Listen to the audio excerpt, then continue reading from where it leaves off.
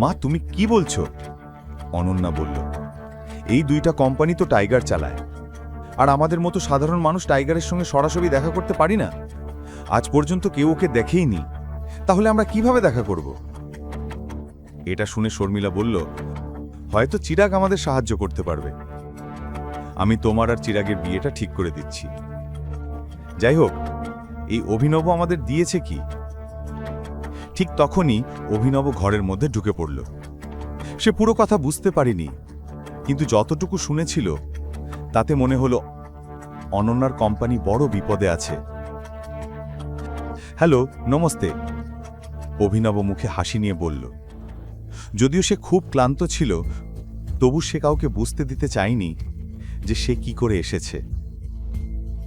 যখন সে হাসি মুখে নমস্তে করল, শর্মিলা, অনন্যার রাজীব তার দিকে তাকালো। তাদের চোখে এক অদ্ভুত রাগ ছিল। অভিনব সেটা দেখে অবাক হয়ে গেল।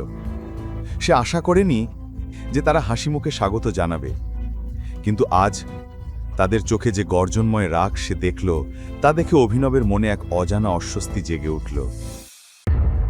আমি বললাম, নমস্তে। হ্যালো অনন্যা। অভিনব আবার হাসার চেষ্টা করে বলল, কিন্তু এটা শুনেই ওদের তিনজনের রাগ আরও বেড়ে গেল। শর্মিলা রাগে ফুটে উঠল। সে বলল, ঠিক সময়ে এসেছ। অভিনব এটা শুনেই অনন্যার দিকে তাকালো। সে বুঝতে চাইল আসলে কি হচ্ছে, কিন্তু অনন্যা গভীর একটা নিঃশ্বাস নিয়ে অভিনবর দিক থেকে চোখ ফিরিয়ে নিল। অভিনব আর থাকতে না পেরে জিজ্ঞেস করল, আমি কি কোনো ভুল করেছি? রাজীব এক মুহূর্তের জন্য ওর দিকে তাকালো, তারপর টেবিলের ওপর রাখা ফোনটা তুলে নিল। সে কিছু একটা খুলল এবং শেষে স্ক্রিনটা অভিনবর দিকে ঘুরিয়ে দিল। অভিনব কাছে গিয়ে রাজীবের কাছ থেকে ফোনটা নিল। স্ক্রিনে যা দেখল তা দেখে তার চোখ বড় বড় হয়ে গেল। স্ক্রিনে একটা ভিডিও চলছিল, যেখানে দেখা যাচ্ছিল অভিনব সেই ছেলেটিকে হোটেলের ভেতর নির্মমভাবে মারছে। এটা দেখে অভিনবর ভেতরটা খারাপ হয়ে গেল। এখন সে বুঝতে পারল কেন সবাই তার ওপর এত রেগে আছে। সে বলল, যা কিছু হয়েছে আমি সেটা বুঝিয়ে বলতে পারি। এমন সময় শর্মিলা তার কথা কেটে দিয়ে বলল, কি বুঝিয়ে বলবে? যে নিজের খাবারের বিল পর্যন্ত দিতে পারোনি, আর সেটা এড়াতে তুমি ওই ছেলেটাকে মারলে? অভিনব কিছু বলার আগেই অনন্যা সামনে এসে বলল, আই কান্ট আন্ডারস্ট্যান্ড। এত দামি জায়গায় খেতে যাওয়ার কি দরকার ছিল? তুমি তো বলেছিলে তুমি চাকরির জন্য যাচ্ছ। অভিনব এখন ফেঁসে গেছে। সে আবার ভিডিওটা দেখতে লাগলো। পুরো ভিডিওতে চাহাতকে কোথাও দেখা যাচ্ছিল না। এটা দেখে অভিনবর যেন প্রাণ ফিরে এলো। যদি তারা জেনে যেত অভিনব চাহাতের সঙ্গে ছিল, তাহলে তার পক্ষে কিছু বোঝানো আরও কঠিন হয়ে যেত। সে চায়নি এমন কিছু করতে যাতে অনন্যা আরও বেশি রেগে যায়।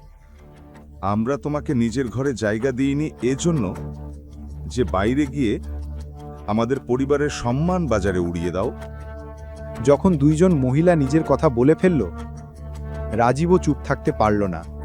সে অভিনবকে বলা শুরু করল, অনন্যার স্বামী, আমাদের বাড়ির জামাই, এমন বড় হোটেলের ভেতরে এত নিচু কাজ কিভাবে করতে পারে?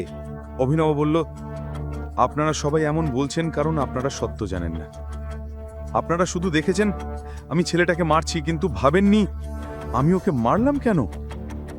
সে আমাকে উল্টোপাল্টা কথা বলছিল, অশালীনভাবে কথা বলছিল আমার সঙ্গে। অভিনব হঠাৎ চুপ হয়ে গেল। তার মুখে প্রায় চাহাতের নাম চলে আসছিল।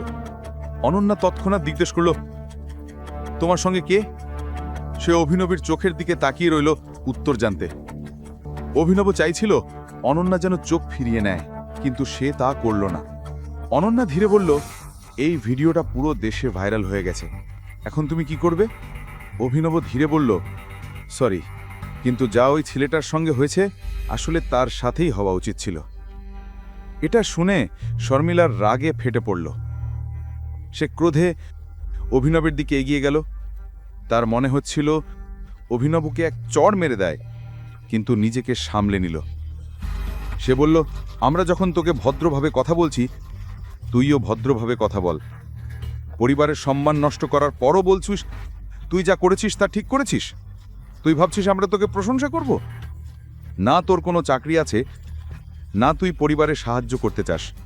তবুও অন্তত এমন কিছু করিস না যাতে আমাদের পরিবারকে লজ্জা পেতে হয়। শর্মিলা, শান্ত হও। রাজীব তাকে থামাতে চাইল। অনন্যার বিয়ে যদি কারো সঙ্গে হওয়া উচিত হয় তাহলে সেটা চিরাগের সঙ্গে, শুধু চিরাগের সঙ্গে। এটা শুনে অনন্যার চোখ বড় বড় হয়ে গেল। সে শর্মিলার দিকে তাকিয়ে বলল, মা, আমি কবে বললাম যে আমি চিরাগকে বিয়ে করতে রাজি? শর্মিলা বলল, তোর রাজি হওয়ার দরকার নেই। আমি তোর মা, আর আমি জানি তোর জন্য কি ভালো। এর সঙ্গে থাকলে সারা জীবন কষ্ট পাবি তুই। আর তোর কোম্পানিরও তো সাহায্য লাগবে। চিরাগ ছাড়া আর কেউ তোর কোম্পানিকে আবার দাঁড় করাতে পারবে না। অনন্যা বলল, না মা, তা ঠিক নয়। আমি নিজেই আকরাম স্যারের সঙ্গে কথা বলবো। তিনি আমাকে সাহায্য করবেন। আমি চিরাগকে বিয়ে করতে চাই না। শর্মিলা বলল, তাহলে কি তুই সারা জীবন এই লোকটার সঙ্গে থাকবি? এখন বল। অনন্যা দৃঢ় গলায় উত্তর দিল, না, আমি দুজনের কারো সঙ্গে থাকতে চাই না। এখনই পকেট এফএম অ্যাপ্লিকেশন ডাউনলোড করুন, লিংক বর্ণনায় দেওয়া আছে।